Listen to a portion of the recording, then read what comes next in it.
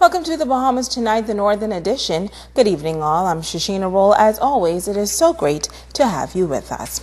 Topping the news, the Department of Statistics, in conjunction with the Department of Social Services, is conducting a household expenditure survey. This exercise should be helpful in assessing the state of the labor force in Grand Bahama's struggling economy. Over 200 households throughout the country will be surveyed, approximately 350 over 150 from Abaco and Bimini. Each household was randomly selected. Now, the survey will help to improve several social services and health programs. It is also designed to calculate the level and extent of poverty in the country. But Assistant Director Clara Lowe says this information is also important for many reasons.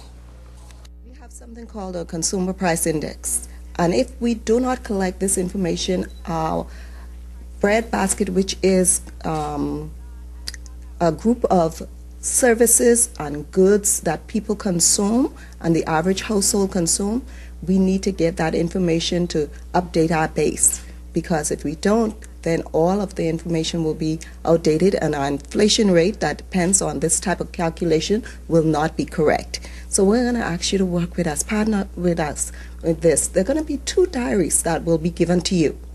And they're going to take a little bit of work, but we know you can do it, and we are going to ask you to call us if you need some information. And the Department of Social Services is also partnering with this exercise. Assistant Director Paula Marshall shares how the information will help to upgrade programs like the safety net. Meantime, Minister for Grand Bahama, Dr. Michael Darville, is encouraging residents to cooperate. It's very important that persons really cooperate with the enumerators when they go around, because the next process that we're going to, the plan that the department has in place is seriously dependent on this survey being complete. Residents, this survey is a lengthy one, and it covers a wide range of subject matters that will help the government and the Ministry of Grand Bahama to establish new policy and programs going forward. Therefore, we request your patience with the officers from the Department of Statistics who will be in your neighborhoods conducting the survey. Once again, we are asking for your full support and thank you in advance for your participation and cooperation in this important survey. Now, the information will be collected from mid-February through April. In other news, another oil spill impacting the shores of Grand Bahama. Officials of Borco are reporting that the spill occurred in the vicinity of Pinder's Point around 1:15 on Sunday afternoon. According to a release issued by the Ministry of Transport, officials from Borco reported that a pipeline, which is believed to be the source of the spill, contained an oily residue as a result of the decommissioning of several pipelines. Bunker C heavy fuel was originally pumped through those pipelines, and approximately 3 weeks ago, Borco commenced repairs at a section of the jetty, and they closed down several pipelines and blew out the lines with water.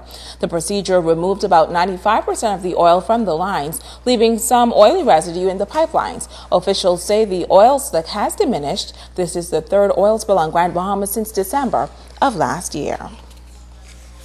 Several persons receiving medical treatment following a 2-car collision in the area of Grand's Laundromat in 8 Mile Rock. The mishap involved a public bus and a green Honda Accord. According to the police, the incident occurred around 11:30 this morning on the main road in the busy 8 Mile Rock community.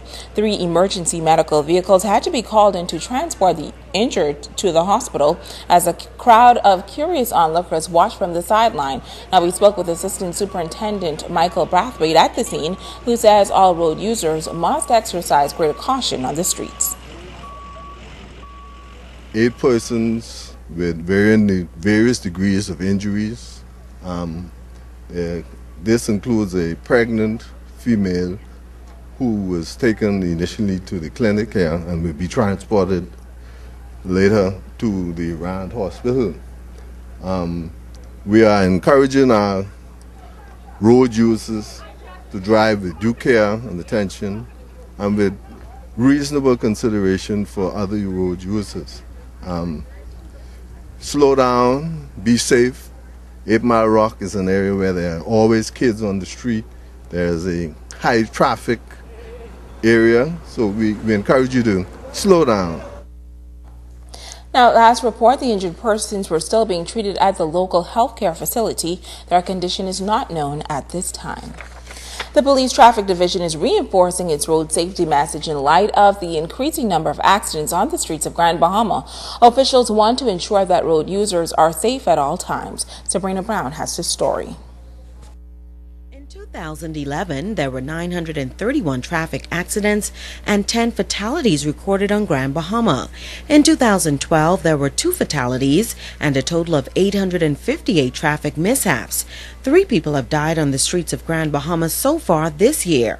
Despite a 10% decrease in traffic incidents last year, police are concerned about the number of traffic mishaps due to careless behavior on the streets. Officer in charge of the Traffic Division, Assistant Superintendent Kenwood Taylor. We have noticed a blatant disregard for the speed limit while in school zones and on the main thoroughfare.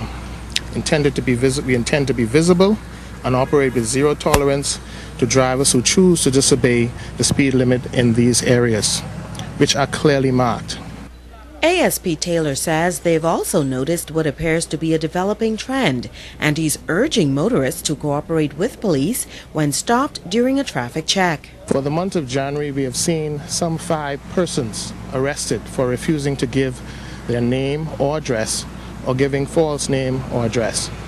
We would like the motoring public to be aware that this is an offense by which you can be arrested and charged under Section 61 of Chapter 220 of the Road Traffic Act. A fine of up to $500 to $1,000 or imprisonment. The traffic chief is also warning the motoring public to buckle up. He says they recently initiated the campaign, Click It or Ticket. We're operating at zero tolerance when it comes to wearing seatbelts. If you are not wearing your seatbelt, you will be ticketed. Ensure that all of your passengers are wearing your seatbelts. A person not wearing their seatbelt will be charged up to $100. Passengers, $150 for not wearing their seatbelt. Sabrina Brown, ZNS Network News. The Minister for Social Services and Community Development was on Grand Bahama this past Friday. During the visit, the Honorable Melanie Griffin also addressed a meeting of the Bureau of Women's Affairs. Shakara Trott has the details. Members of the Bureau of Women's Affairs met at the Ruby Swiss restaurant on Friday for a special luncheon meeting. Minister of Social Services and Community Development, the Honorable Melanie Griffin, advised the women to always be mindful of the great efforts of those who led the women's suffrage movement. She says they ran with the mantle, and she is encouraging the women of today to show the same level of commitment. Let's break the bonds of all those things that divide us, like politics and religion and race and creed, and let's run with the mantle. It is our time. The Social Services Minister spoke of the many freedoms Bahamian women enjoy while reflecting on some of the challenges as well. In this country, particularly in the private sector, even though we don't have any statistics to bear it out, we do know that there are women and men working in the same positions where women are not paid the same. And so it is time for us to agitate. It is time for us to say, look, we need the surveys done, we need the analysis done, and we need to ensure that there is in place legislation to ensure that wherever there is equal work, there is equal pay. Griffin, during the meeting, disclosed that the department is moving towards the social safety net reform and is hoping to address the issue of poverty and discrimination against women. There is a living conditions or household expenditure survey that is being done that will include what the living conditions are in this country. But the last one that was done in 2001 told us that there were over 28,000 people living below the poverty line in this country, and the majority of them happen to be who? Women. The minister, in a pep talk, encouraged the women to lead the way in empowering others to move from challenge to reward. We cannot be satisfied knowing that there is someone showing up to work every day who got to wear dark glasses, okay, or who have to put on a scarf in the heat of the summer because of what is happening to them privately. And so we have to be able to put in place programs, and I can assure you that right now we do have, and we're working on and trying to finalize the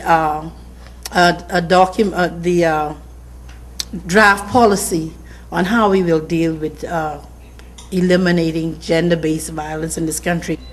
Shakara Trott, ZNS Network News. Stay with us, the Bahamas Tonight. The Northern Edition continues right after this.